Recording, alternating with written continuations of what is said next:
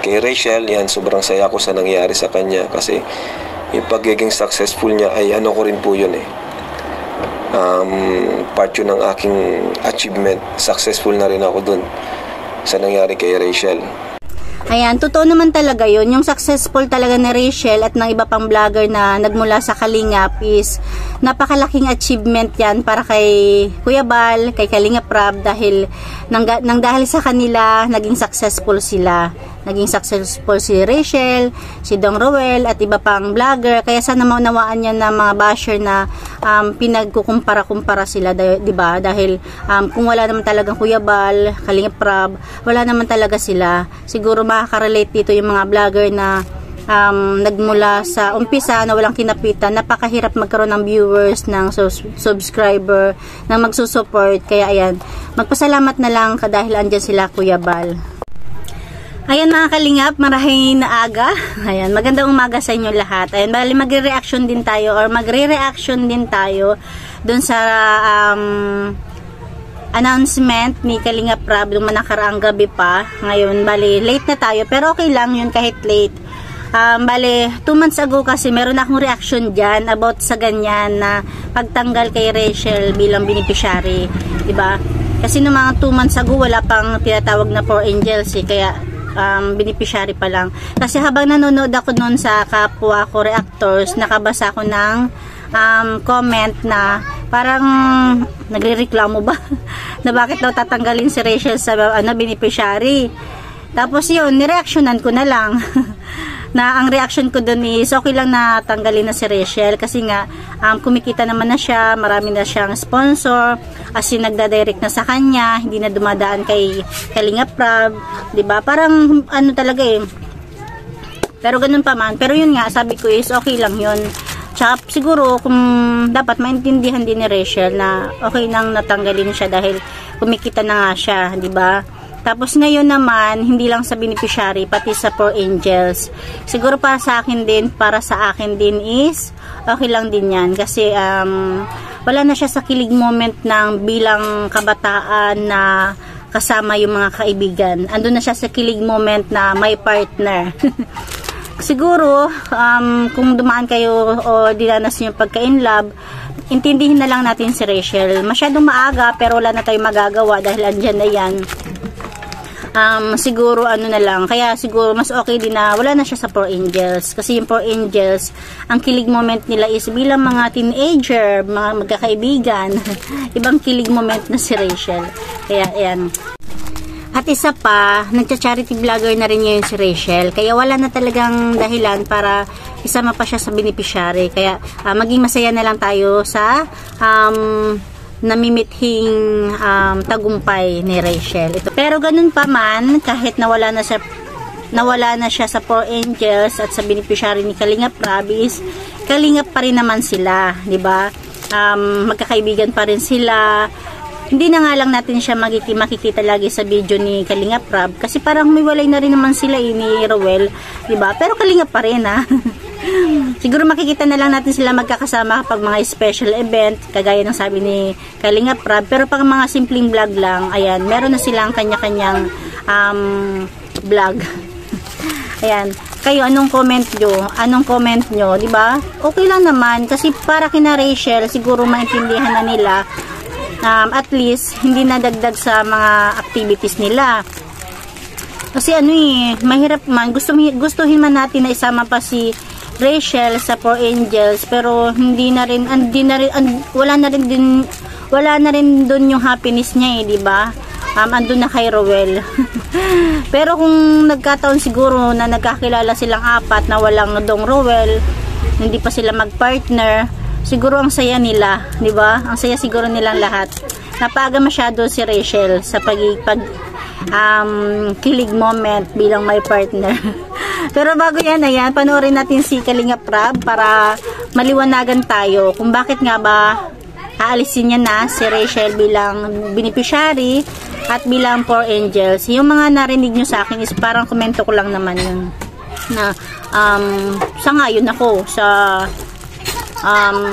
announcement ni Kalingap Rab na pwede na siyang alisin.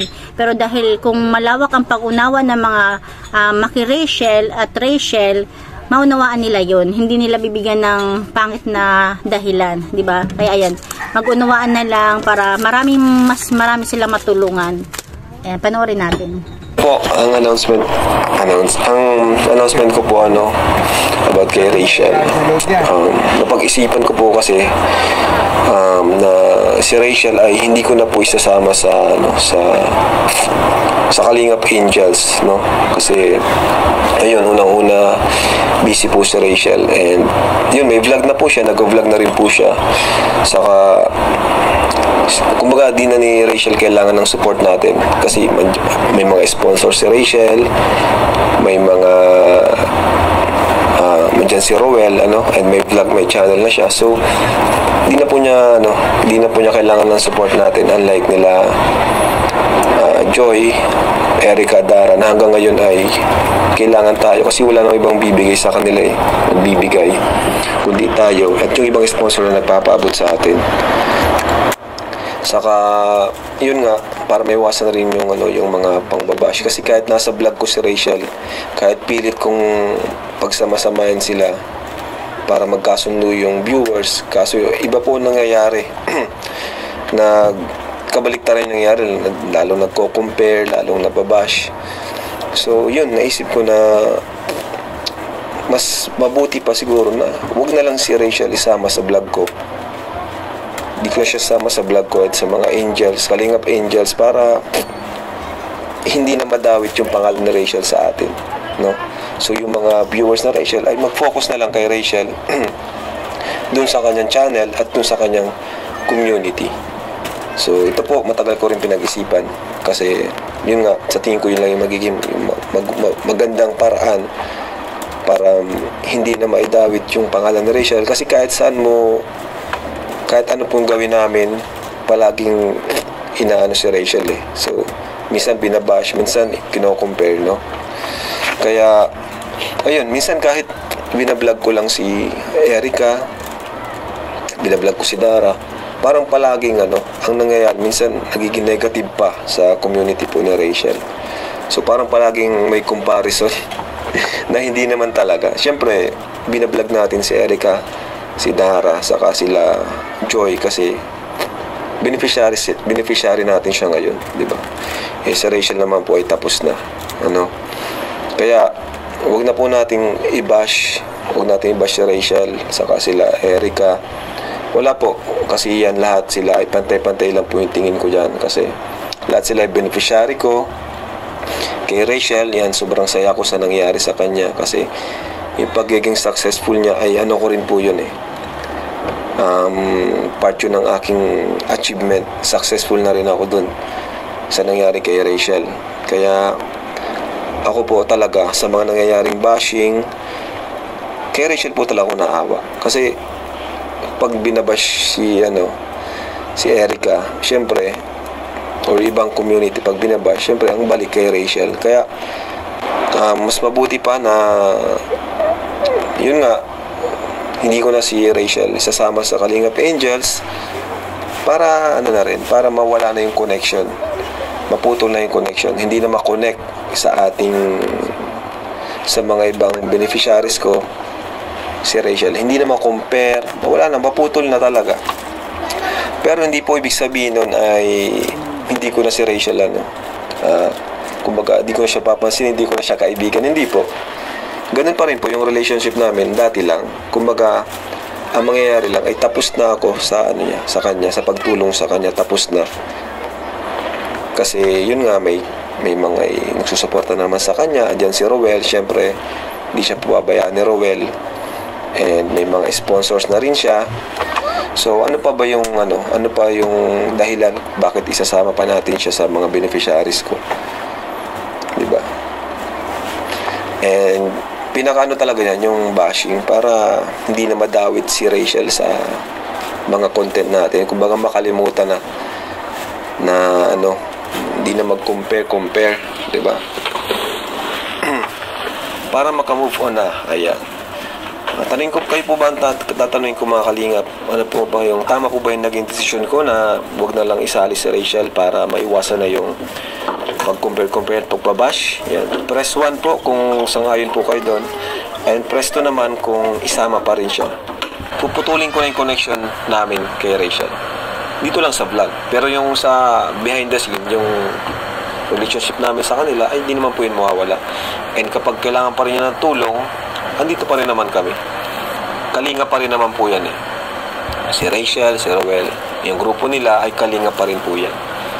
Sa vlog ko lang talaga, kumbaga, yun, hindi nyo na po siya makikita. Kung makikita nyo man, bihira na lang kung may mga special na occasion, ayan, kung invited lang, makikita nyo pa rin naman po. Or kung may special vlog tayo, makikita pa rin. Pero dun sa mga beneficiaries ko ngayon, hindi ko na po siya isasama dun kasi tapos na po. Okay na po si Rachel ngayon. Ayan mga Kalingap, diba? Napakinggan naman natin yung napakagandang paliwanag ni Kalingap Rab kung bakit kailangan niya nang tanggalin si Rachel sa beneficiary at saka sa Poor Angels, diba? Sangayon naman ako. Pero, andyan pa rin sila, handang tumulong kay Rachel kung sakaling kailanganin sila. Pero sa ngayon is, wala na muna siya. Para nga naman yung beneficiary mapupunta pa sa kanya, mapunta na lang sa mas nangailangan. Charity vlogger na rin ngayon si Rachel. Kaya wala nang dahilan, wala nang pwede ipagtampo yung mga maki Rachel para kung sakaling tanggalin si Rachel. Ang gulo. Wala nang dahilan para magtampo pa sila dahil kumikita na si Rachel. Pwede na rin silang tumulong sa iba. Ayan lang mga Kalingap. Thank you for watching. God bless you all and Jesus loves you.